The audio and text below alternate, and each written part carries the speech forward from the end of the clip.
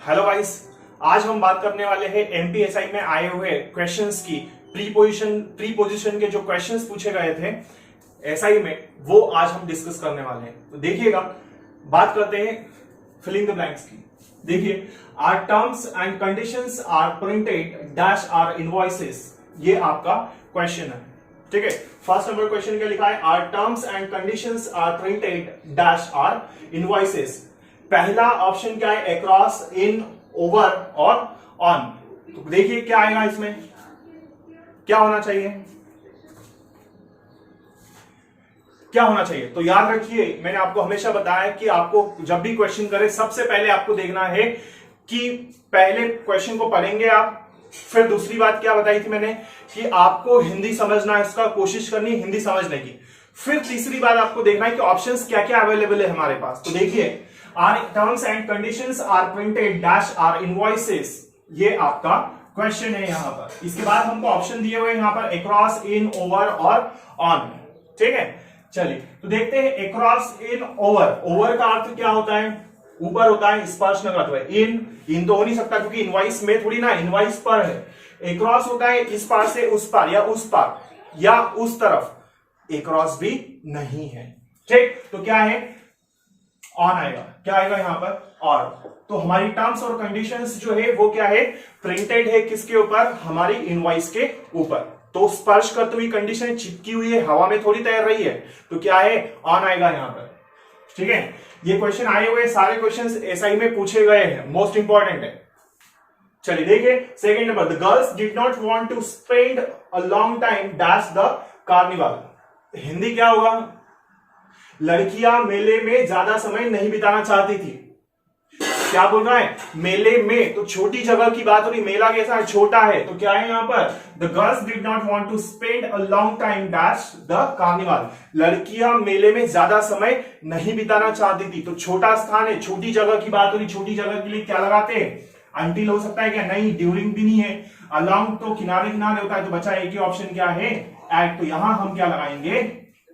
Eight. क्यों? क्योंकि छोटी जगह है, क्या है वो? कार्निवल। क्लियर?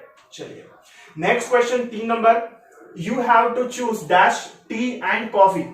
देखिए, ध्यान से देखिए, तुमको क्या है? चुनाव करना है चाय या कॉफी में से। तुमको चुनाव करना है, चूज करो, है ना? ऐसा बोल रहा है वो। क्या है? तुमको चूज करना होगा या तुम्हें चूज करना है, तुम्हें चुनाव करना है चाय या कॉफी के बीच। तो के बीच देखिए दो बात हो रही है, चाय भी बोल रहा है और कॉफी भी बोल रहा है, और बीच में क्या लगा है? एंड लगा है। तो हमने पढ़ा बिटवीन के बाद क्या आता है? एंड आता है। ठीक है, तो यहां पर क्या आएगा? बिटवीन। ठीक, तो इस ऑप्शन में हम क्या लगाएंगे? इस क्वेश्चन में हम क्या लगाएंगे? बिटवीन। कोई डाउट इसमें?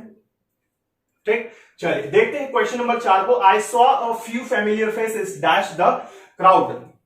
I saw a few familiar faces dash the crowd. क्या हिंदी हो सकता है इसका? मैंने भीड़ के बीच कुछ जाने पहचाने चेहरों को देखा। मैंने भीड़ में कुछ जाने पहचाने चेहरों को देखा या परिचित चेहरों को देखा, ये कहना चाह रहा है। तो भीड़ के बीच, तो भीड़ कैसे बनती है? बहुत सारे लोग इकट्ठा होंगे तब, मतलब बात हो रही है दो से ज्यादा के बीच में। तो याद रखिए, में क्या होता है? अमंग होगा। बिसाइड्स होगा क्या? नहीं, बिसाइड भी नहीं है, बिसाइड्स भी नहीं है। ये वाला ऑप्शन है क्या? बिटवीन, ये तो दो के बीच होता है। इनटू, प्रवेशशील अवस्था, नहीं, इनटू भी नहीं है। फिर क्या है? अमंग। क्या आएगा? क्योंकि क्या है? भीड़ के बीच में, तो एक ही ऑप्शन आ रहा है हमारा, क्या है वो? है अमंग। कोई डाउट है इसमें? तो इस तरह से आपको करना है क्वेश्चंस को। ठीक है, सारे क्वेश्चंस इस तरह से करने हैं, आपको समझना है पहले। फिर सबसे पहली बात क्या है? पढ़ेंगे आप क्वेश्चन को, फिर हिंदी समझेंगे और फिर चेक करेंगे क्वेश्चंस की अवेलेबिलिटी क्या है। ऑप्शंस जो दिए हैं क्वेश्चन में, वो अवेलेबल क्या क्या है हमारे पास।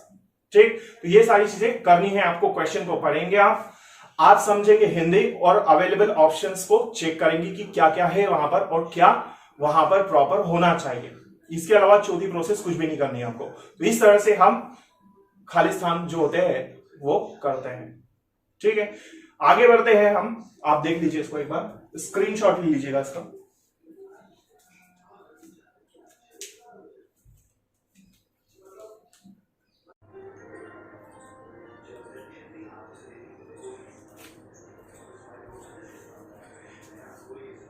चलिए क्वेश्चन नंबर 8 को हम क्वेश्चन नंबर 5 को देखते हैं। 5 नंबर क्वेश्चन में लिखा है दे, क्या लिखा है, they walked slowly dash the woods, वो लकड़ियों के माध्यम से पैदल चले, ऐसा होना चाहिए इसका, लेकिन हम ऑप्शन भी चेक करेंगे। थ्रू होता है के माध्यम से या के द्वारा, थ्रू क्या होता है, के माध्यम से या के द्वारा। अंडर दिया है सेकंड नंबर ऑप्शन में, सेकंड नंबर ऑप्शन में अंडर दिया है, इसका अर्थ होता है के नीचे, पढ़ चुके हैं हम लोग, तो के नीचे तो हो नहीं सकता। अबाउट लेवल के लिए होता है, तो लेवल की तो कोई बात ही नहीं हो रही यहां पर। फिर क्या है, डी नंबर को देखते हैं, डी नंबर में क्या दिया, फॉर, फॉर होता है के लिए, लेकिन यहां पर देखते हैं हम, they walked slowly dash the woods, वो लकड़ियों के माध्यम से पैदल चले या लकड़ियों के माध्यम से गुजरे, ऐसा है, ठीक है। तो लकड़ियों के माध्यम से के द्वारा, ऐसा भी है, तो क्या लगेगा यहां पर, यहां आना चाहिए हमारा थ्रू, तो हम क्या लगाएंगे यहां पर थ्रू, क्योंकि इसी का अर्थ क्या होता है, के माध्यम से या फिर के द्वारा, तो यहां पर क्या है थ्रू।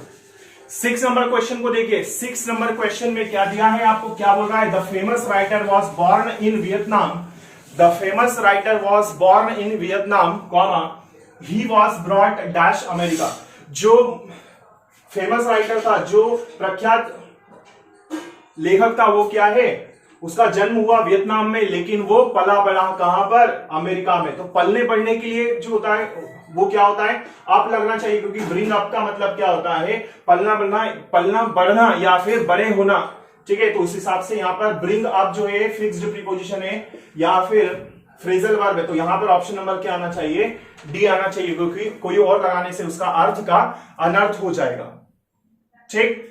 चलिए नेक्स्ट क्वेश्चन 7 नंबर को देखते हैं, the teacher drew a diagram, the teacher, देखिएगा क्या लिखा है, the teacher drew a diagram showing how the blood flows dash the heart, शिक्षक ने एक चित्र बनाया जो दिखाता है कि किस प्रकार से रक्त हमारे हृदय से प्रवाहित होता है या हृदय से हमारे दिल से गुजरता है, से होकर, ये इसका अर्थ है। तो देखते हैं अबाउट तो होता है के बारे में, तो ऐसा तो हो नहीं सकता, क्योंकि जो हिंदी हम समझ रहे हैं वो क्या है, के माध्यम से या फिर के द्वारा, ठीक है। अंडर नहीं, ओवर नहीं, तो क्या बचा, थ्रू, तो यहां पर भी क्या आएगा, थ्रू। बात समझ में आई, क्या हुआ कि टीचर ने एक चित्र बनाया जो दिखाता है कि किस प्रकार से हमारा रक्त है वो किस प्रकार से प्रवाहित होता है हमारे हृदय से होकर, तो से होकर, तो क्या होता है, थ्रू।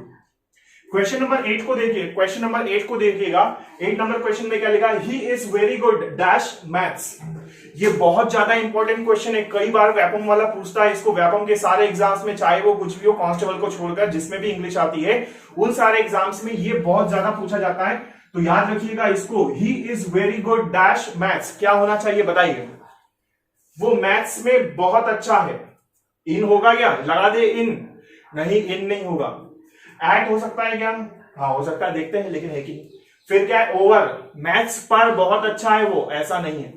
फिर आगे देखिए क्या है, इनटू, मैथ्स के अंदर प्रवेश थोड़ी किया है उसने, प्रवेश नहीं किया है, तो क्या है यहां पर, यहां आएगा एट। अब आप पूछेंगे सर ऐसा क्यों लगाया आपने, तो सुनिए, क्योंकि इसलिए लगाया क्योंकि गुड के साथ में, याद रखिए ये फिक्स्ड है, याद रखिएगा इसको, अगर यहां पर बैड भी लिखा होता तब भी क्या होता, एट ही होता। तो कोई इंसान किसी विषय में, किसी चीज में अच्छा है या बुरा है, मतलब गुड है या बैड है, हमेशा ऐसी जगह पर आपको क्या लगाना है, एट ही लगाना है, ये हमेशा फिक्स होता है, आपको इसको याद रखना है। और व्यापम के हिसाब से मोस्ट इंपॉर्टेंट, कई बार पूछा गया है, यहां हम क्या लगाएंगे, एट, कोई दिक्कत, तो क्या है, he is very good at maths, वो मैथ्स में क्या है, वो गणित में बहुत अच्छा है, या अगर यहां पर वो बैड भी बोलता तब भी हम क्या लगाते, एट लगाते। क्लियर है, तो ये था आपका क्वेश्चंस का सेशन, ये सारे क्वेश्चंस एग्जाम्स में पूछे गए हैं, एसआई के लिए ये मेरा सेशन बहुत इंपॉर्टेंट है, आप प्रैक्टिस कीजिए, ठीक है, क्योंकि क्वेश्चन तो आपने, मैंने बता दिया आपको किस तरह से करना है, अब आपके हाथ में कि आपको प्रैक्टिस किस तरह से करनी है।